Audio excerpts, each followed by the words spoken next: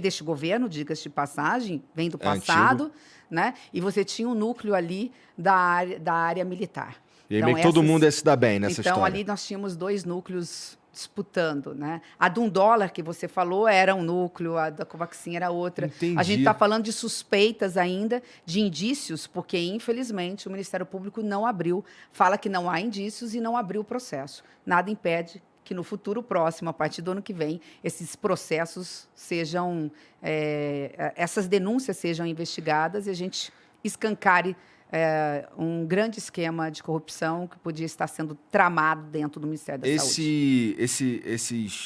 Esse desfecho possível que você está falando desses processos, tal, correr atrás desses caras aí, esse daí é o verdadeiro desfecho da CPI, porque no que deu a CPI no fim das contas? Boa, Igor. Todo mundo fala assim, a CPI sempre dá em pizza.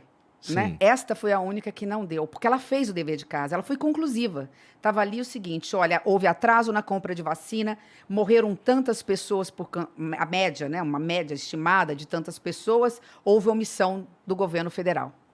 Uma das conclusões foi essa. A outra conclusão, há denúncias gravíssimas, indícios de esquema de corrupção, precisam ser investigados. A CPI é Comissão Parlamentar de Inquérito. Todo mundo sabe que é um inquérito. Você vai lá na Polícia Civil, foi furtado o celular, roubaram teu carro, colocaram uma arma na sua cabeça, levaram um bem seu. Você vai na polícia, faz um BO, um boletim de ocorrência, e o policial civil vai lá investigar, ouvir testemunhas, ele conclui o inquérito e manda para o Ministério Público. CPI é a mesma coisa. A gente faz exatamente o que o policial civil faz antes do BO, né? Quando recebe o boletim, faz o boletim de ocorrência. E nós fizemos todo o dever de casa, ouvimos testemunhas, ouvimos a parte acusada, levantamos documentos, perícia, tudo foi feito. Entregamos na mão do Ministério Público, como acontece nos processos da vida do dia a dia. Mas o Ministério Público, porque tem algumas pessoas que têm foro privilegiado, vai para a instância superior. Então, é o Procurador-Geral da República, é o Ministério Público Federal que vai denunciar. Preciso dizer alguma coisa? Preciso avançar nessa conversa? O Aras não geralmente está em casa, curtindo um café e tal, né?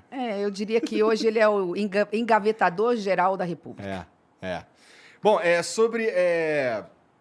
eu ia falar da Pfizer, que, assim, eu perguntei sobre isso pro presidente, e ele disse que o que segurou ali para eles não fecharem negócio é uma insegurança jurídica, de certa forma, dizendo que meio que a culpa, se desse algum problema em quem tomasse a vacina, a culpa não seria da Pfizer, a culpa seria do Estado brasileiro e tudo mais. Isso daí foi uma das coisas que travou ali a negociação. O que a CPI... que a CPI acabou concluindo que houve uma falha mesmo, que realmente dava para ter comprado tudo antes. Mas esse argumento dele não é verdadeiro, não vale?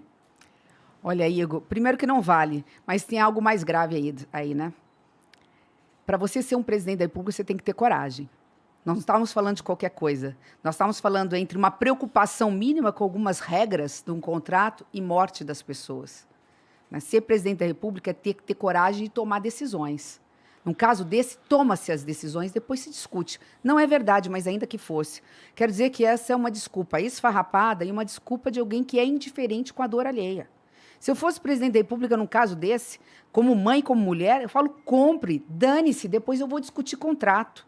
Estou falando porque também a minha área é direito público, né? Eu mexo com contratos. Então, isso é absolutamente normal nas indústrias farmacêuticas, quando estão em testes alguns remédios, alguns medicamentos, todo mundo sabe disso. Isso é uma mera desculpa esfarrapada. Não colocaria o presidente da República na prisão, não geraria improbidade administrativa, não geraria responsabilidade civil, ele não precisaria tirar dinheiro do bolso para indenizar ninguém, ele não teria responsabilidade pessoal em cima disso. Entendi. Então, como? Ser presidente da República, ser prefeito, ser governador de um estado, significa ter a responsabilidade de cuidar. É isso que significa. Cuidar das pessoas, cuidar da coisa pública. Cuidar requer não só responsabilidade e autoridade, mas coragem para fazer.